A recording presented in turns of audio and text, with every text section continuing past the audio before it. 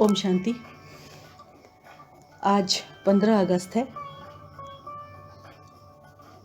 और आज की मुरली का स्लोगन है, किसी भी विधि से व्यर्थ को समाप्त कर समर्थ को इमर्ज करो। तो आज स्वतंत्रता दिवस भी है और हम सभी आज स्वतंत्रता दिवस मना रहे हैं, पर हमें ये चेक करना है कि सच्ची स्वतंत्रता हम तभी मना सकेंगे जब हम पूरी तरीके से अपने जीवन में व्यर्थ से मुक्त हो जाएंगे। क्योंकि हमारे जीवन में बहुत सी ऐसी व्यर्थ है जिनके बारे में हमको पता भी नहीं है और हम उसी में फंसे हुए रहते हैं। तो अगर हम अपने ही व्यर्थ संस्कारों में फंसे हुए हैं तो हम सच्ची स्वतंत्रता ऐसे भी नहीं मना सकते हैं। तो आज की मुरली का स्लोगन भी बाबा ने बहुत अच्छा बोला है, हमको चेक करना है।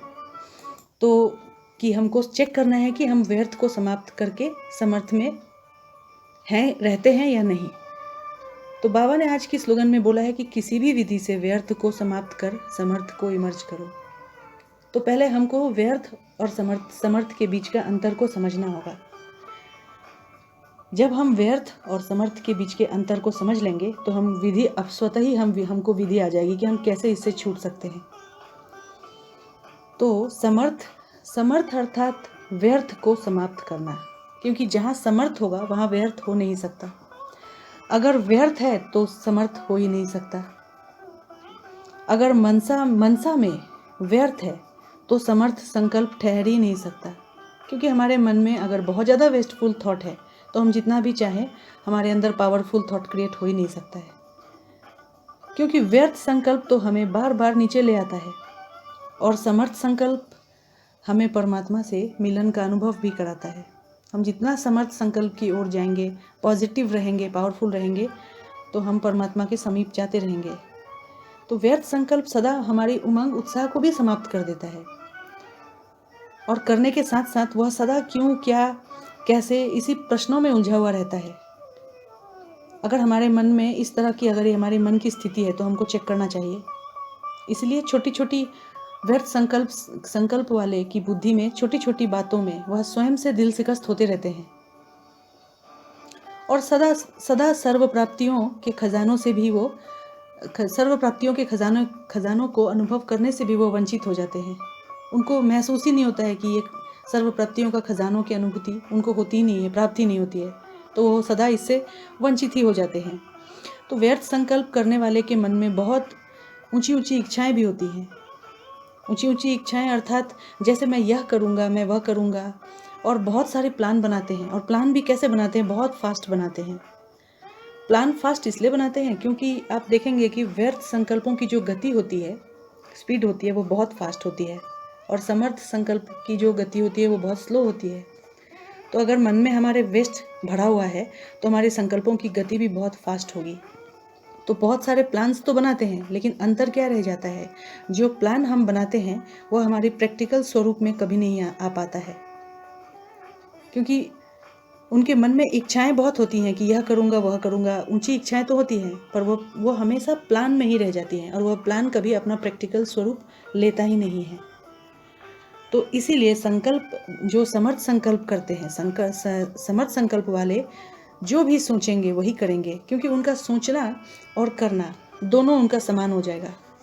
जैसे अभी अभी संकल्प किया और अभी अभी पूरा किया, उसमें उनका मार्जिन नहीं होता। वो जो सोचेंगे वही उसको करते हैं, तो उनका वो स्वरूप, उनका सोचना ही उनका स्वरूप में आ जाता है वो चीज़। तो समर्थ संकल्प और व्यर्थ में देखिए कितना गहरा अंतर होता है। व्यर्थ संकल्प जो है वो हमारी आत्मिक शक्ति को भी घटा देता है, हमारी एनर्जी को कम कर देता है, और जो समर्थ संकल्प है वो हमारी एनर्जी को डबल कर देता है, आत्मिक शक्ति भी बढ़ जाती है और बहुत पावरफुल बन जाते हैं। क्योंकि पावरफुल भी बन जाते हैं और व्यर्थ और समर्थ संकल्प वालों की समय भी सफल हो जाती है। और व्यर्थ संकल्प हमारे मन में तेज तूफान की तरह हलचल ले आता है। क्योंकि देखेंगे कि जो हम सभी ने अपने अपने जीवन में अनुभव किया होगा कि जब भी हमारे मन में बहुत ज़्यादा व्यर्थ होता है तो हमारे अंदर एक तूफान सा चलता है। तो व्यर्थ संकल्प जो है वो मन में बहुत तरह से हलचल पैदा करता है। तो अब हमें चेक करना है कि अब तक भी अगर व्यर्थ चलता है तो क्यों चलता है। इसको समाप्त करने की विधि हमको अभी ढूंढना होगा। जैसे बाबा ने बोला किसी भी विधि से, तो आज की मुरली के आधार से अगर हम व्यर्थ संकल्पों से मुक्त होना चाहते हैं, अपने आप को स्वतंत्र करना चाहते हैं, तो उसकी विधि यही है कि हमको मुरली के ऊपर पूरा अटेंशन करना है, ज्ञान मुरली। क्योंकि मुरली का एक महावाक्य जो है वो समर्थ खजाना है। मुरली का एक महावाक्य, अगर हम मुरली पे पूरा ध्यान दें, हमारी पढ़ाई पे पूरी अटेंशन हो, तो इस तरह से हम अपने व्यर्थ को समाप्त कर सकते हैं, अगर हम अपने बुद्धि को पढ़ाई में बिजी रखें तो। और इस समर्थ संकल्प के खजाने के महत्व को खजानों के महत्व को कम होने के कारण समर्थ संकल्प हमारी बुद्धि में धारणा नहीं होता, क्योंकि हमारी बुद्धि तो व्यर्थ में उलझी हुई है, तो इसीलिए धारणा नहीं होता। और फिर हमारे मन में व्यर्थ को चांस मिल जाता है। तो अब हमें सबसे ज़्यादा इस पढ़ाई पर ही पूरा ध्यान करना है और ज्ञान की चिंतन को बढ़ाते चलना है। हर वक्त एक महावाक्य को मनन करते रहना है, तो समर्थ बुद्धि में व्यर्थ आ ही नहीं सकेगा। क्योंकि हम जब महावाक्य को अपनी बुद्धि में रखेंगे तो हमारी बुद्धि समर्थ बनती जाएगी, और समर्थ बनने से क्या होगा कि व्यर्थ को चांस ही नहीं मिलेगा समाने का, अंदर आने का। और अपने को सदा समर्थ संकल्पों में बिजी रखना है हमको, तो व्यर्थ स्वतः ही समाप्त हो जाएगा। तो हमको आज पूरे दिन भर में देखना है कि हम अपने आप को व्यर्थ से कितना दूर रखते हैं। अगर हम अपने आप को सही तरीके से व्यर्थ संकल्पों से दूर रखेंगे तो ही हम सच्ची स्वतंत्रता मना सकते हैं, और अपने आप को हमको पूरी तरीके से व्यर्थ से छूट जाना है, मुक्त करना है और समर्थ बनते जाना है। तो आज स्वतंत्रता दिवस के दिन में हम यही संकल्प करते हैं कि हम पूरी तरीके से व्यर्थ संकल्पों से मुक्त हो जाएं।